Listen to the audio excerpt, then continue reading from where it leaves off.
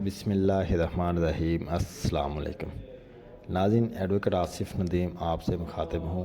आपको अपने channel A to Z tax consultant पे वेलकम करता हूँ। जी नाज़रीन, आज की जो हमारी वीडियो है इसके अंदर मैं एक बहुत इंपॉर्टेंट टॉपिक के ऊपर डिस्कशन करने जा रहा हूँ। लास्ट टाइम भी मैंने इसके ऊपर एक वीडियो बनाई थी कि जिसमें जब आप सेल टैक्स की अपनी फाइलिंग करते हैं तो आपको एक एरर आता है। और वो एरर क्या होता है कि HS code does not exist in your purchase as per STGO number 13 of 2022। ये STGO नंबर 13 जो है ये क्या चीज़ है, ये 2022 के अंदर एक जो है ना वो आर्डर आया था ST यानी कि ऐसा तो आया था जिसके मुताबिक ये था कि आप जब कोई भी सेल करते हैं किसी किस्म की, उसके अंदर जो आप HS कोड भी ऐड करते हैं जिस प्रोडक्ट का, तो उसके अगेंस्ट आपके पास सेम कोड के अंदर आपके पास परचेज भी होनी चाहिए। तो फिर जाके आपकी जो रिटर्न है वो फाइल होगी सेल टैक्स की।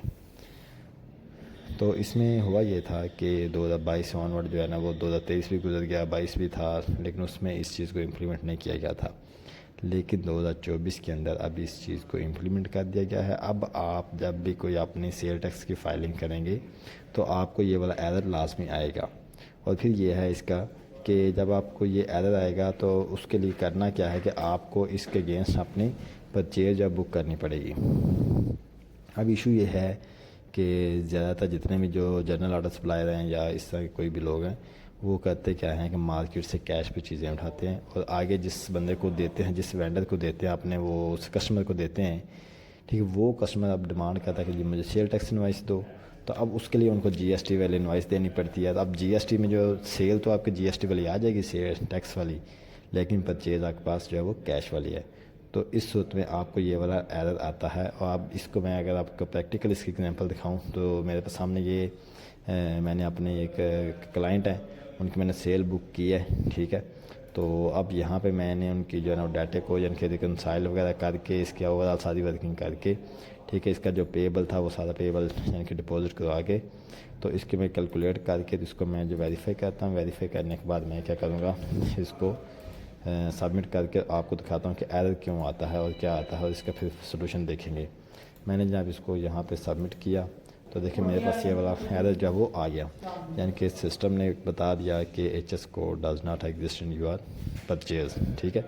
अब मैंने इस एरर को दूर करना है तो उसके लिए मुझे करना क्या पड़ेगा, उसके लिए मुझे करना ये पड़ेगा कि मेरे पास जो मेरे सेल के अंदर मेरे पास जो HS कोड एग्जिस्ट कर रहा है, ठीक है, इस सेम कोड की मैंने क्या करना है, इसकी परचेज़ बुक करनी है। ये वाला मेरे पास HS कोड है, इन तमाम की मैंने सेम अमाउंट के साथ, सेम इनवॉइसेस के साथ मैंने परचेज़ बुक करनी है। अब वो बुक कैसे करेंगे, वो किस सेम वो परचेज़ करेंगे, वो हम करेंगे जी अनरजिस्टर्ड पर्सन से। और वो बुक कैसे करेंगे उसका तरीक़ाकार अभी हम सीख लेते हैं। तो चलें अभी हम इसको सिस्टम को करते हैं क्लोज़ और फिर हम चलते हैं अपने इस मेन टॉपिक की तरफ।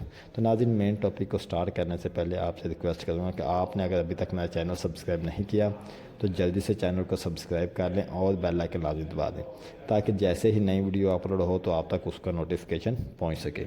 तो जी नाज़रीन, स्टार्ट करते हैं। आपने अपने मेन डैशबोर्ड पे आ जाना है। यहाँ पे अब आपने चले जाना है अपने इनवॉइस मैनेजमेंट पे और सेल लेजर के ऊपर क्लिक कर देना है। सेल लेजर पे क्लिक करेंगे तो आपके सामने ये वाली विंडो आ जाएगी जहाँ पे आप अपने सेल की जो है बुकिंग करते हैं। यहाँ पे ऐड इनवॉइसेस आप करते हैं और इधर आप 1 बाय 1 करके अपने सेल इनवॉइस बुक करते हैं।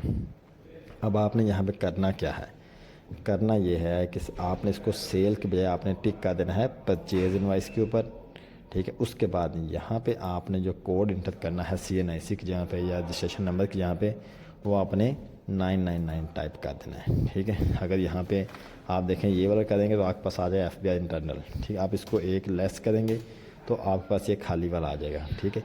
अब आप यहाँ पे इसको लिख दें कि अनरजिस्टर्ड लोकल परचेज, ठीक है। और इसको या आप यहाँ पे आप जो सिलेक्शन करें वो करें आप परचेज इनवाइस की, और फिर अगेन आपने यहाँ पे इनवाइस नंबर लिखें, कुछ भी इनवाइस नंबर यहाँ पे आप लिख सकते हैं, ठीक है। मैं यहाँ पे 001 लिखता हूँ। उसके बाद यहाँ पे इनवाइस की डेट कि किस डेट को आपने ये परचेजिंग की है, ठीक है। तो ये आपने एज़ पर अपनी जो सेल इनवाइस है उसके मुताबिक आपने इसको डेट जो है ना कि उसकी जो आपने सेल इनवाइस है उसके कोई एक दिन पहले क्या परचेज इनवाइस डाल दें इसको, ठीक है। तो उसके मुताबिक फिर आप इसको जो है ना वो 1 बाय 1 करके चीज़ों को ऐड अप करना शुरू कर दें। चलिए हम इसी तरह आप यहाँ पे जो है ना वो सप्लाई की जो प्रोविंस है वो सिलेक्शन कर लें, फिर आप जो है ना डेस्टिनेशन ऑफ सप्लाईज उसकी कर लें, और उसके बाद स्टैंडर्ड जो रेट है वो डिफ़ॉल्ट रेट वो सेट करें। और अब यहाँ पे आपने एच कोड है जो, ठीक है, वो इंटर करना है। ठीक है, आपके जो भी प्रोडक्ट आपने सेल किया उसका जो आपका सेल का जो एच कोड बना था वही सेम आपने परचेज इनवॉइस का एच कोड जो है वो ऐड अप करना है। ठीक है, तो मैं उसके मुताबिक अपनी जो तमाम चीज़ें वो यहाँ पे ऐड अप करूँगा। अब यहाँ पे यूनिट ऑफ मैयर मेरे पास है जी पीसीज में या नंबर्स में, मैं वो ऐड किया। देन मेरे पास कितनी वो क्वांटिटी कितनी है मैं वो इंटर की, और फिर उसकी exclusive of sale tax amount, यानी कि बगैर सेल टैक्स के जो अमाउंट बनती है वो कितनी है। ठीक है, तो मैंने यहाँ पे वो वाली सेम अमाउंट जो है वो यहाँ पे इंटर की। अब इसको मैं यहाँ पे सेव कर दूँगा। ठीक है,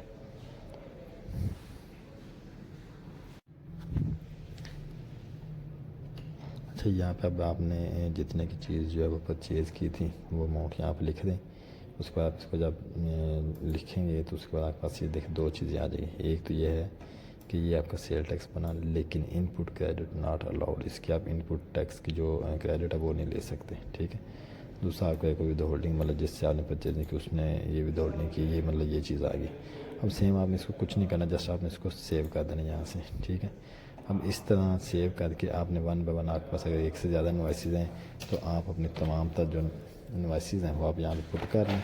ठीक है, एज़ पर अपने जो सेल परचेज है उसके मुताबिक आप अपने यहाँ पे तमाम इन्वाइसेज जो है वो यहाँ पे पुट अप कर लेंगे। ठीक है, जैसे मैं अगर अपने बाकी भी इन्वाइसेज है वो अगर यहाँ पे पुट करना स्टार्ट कर दूँ तो इसको मैं वन बाय वन यहाँ पे करके अपने तमाम जो है ना वो एक एक करके जितनी मेरी इन्वाइसेज है वो मैं यहाँ पे ऐड अप कर लूँगा। ठीक है, उसके बाद क्या करना है, उसके बाद करना ये है कि बल्कि एक इन्वाइस और आपको ऐड करके दिखाता हूँ ताकि आपको कोई कन्फ्यूजन ना लगे। ठीक है, तो मैं ऐसे सेम जो है एक इन्वाइस और यहाँ पे करता हूँ ऐड, और फिर उसके बाद नेक्स्ट जो है वो देखते हैं हम कि आगे क्या करना है।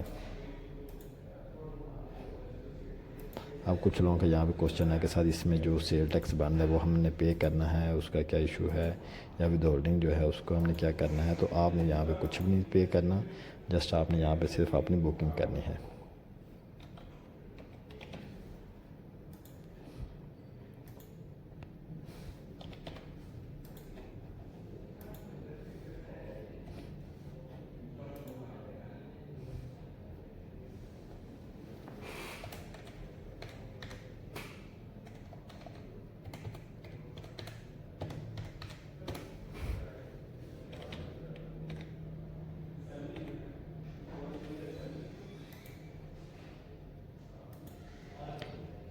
अच्छा, ये मैंने आपके सामने दो इन्वाइसेस पुट किए हैं। अब मैं इसको फ़िलहाल करता हूँ क्लोज़, ताकि आपको बाकी चीज़ों में समझा सकूँ।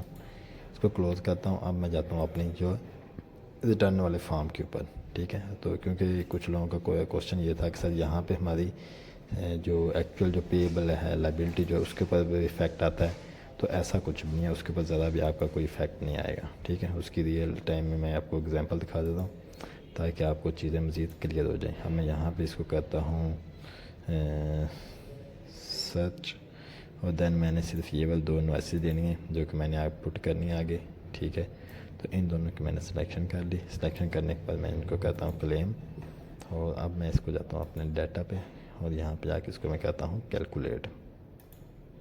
तो यहाँ पे देखें मेरे पास परचेज़ की अमाउंट आ गई है, लेकिन इसके अगेंस्ट कोई इनपुट टैक्स नहीं है यहाँ पे। ठीक है, अगर मैं पेएबल देखूँ तो मैंने देखे मेरा यही पेएबल था पहले भी।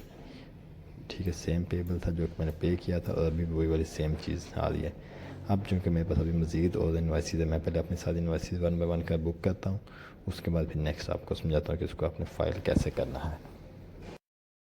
अच्छा, जब भी मैंने अपनी सारी जितनी मेरी इन्वाइस मैंने सारी की सारी अपलोड कर दी हैं सिस्टम में। ठीक है, तो अब मैंने यहाँ पे जाना है अपने नेक्स्ट ए में, यानी कि परचेज़ के अंदर, और उन तमाम इन्वाइस को मैंने यहाँ पे जब वो लोड करना है इसके साथ यानी कि अटैच करना है। तो मैं यहाँ पे सर्च करूँगा, सारी इन्वाइसेस आएगी, इनको क्लेम, और यहाँ पे क्लेम कर लिया। ठीक है, और अब मैं जाऊँगा डाटा पे जाके तो इसको कैलकुलेट कर लूँगा।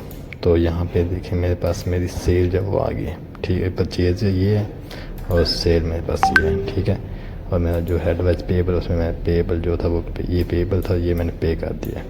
अब इसके बाद जो नेक्स्ट प्रोसेस होता है वो ये होता है कि आपने यहाँ पे पेमेंट को अटैच करना होता है, ठीक है, जो कि मैंने ऑलरेडी कर लिया है, ठीक है। उसके बाद यहाँ पे हमने करनी इसकी वेरिफिकेशन और इसको आपने वेरीफाई पे क्लिक कर देना है। ये सारा काम करने के बाद अब आपने करना क्या है, सिंपली सेव कर दो एक दफ़ा और फिर इसको सबमिट पे क्लिक करो तो देखते हैं क्या होता है। तो मेरी कैलकुलेशंस अभी नहीं है, कैलकुलेशन में एक तो इसको दोबारा कर देता हूँ जी। अब देन सबमिट, नहीं, मेरी रिटर्न जो है सक्सेसफुली सबमिट हो चुकी है। तो ये था सिंपल सा मेथड कि आपने इस वाले अपने एरर को कैसे जो है ना वो रिमूव करना है। पहले मैंने एक तरीकाकार बताया था, लेकिन आप वो भी कर सकते हैं और आपको अभी जो मैंने तरीकाकार बताया आप इसके ऊपर भी अमल करके तो अपनी इस जो इशू है इसको रिजोल्व कर सकते हैं। अस्सलाम वालेकुम।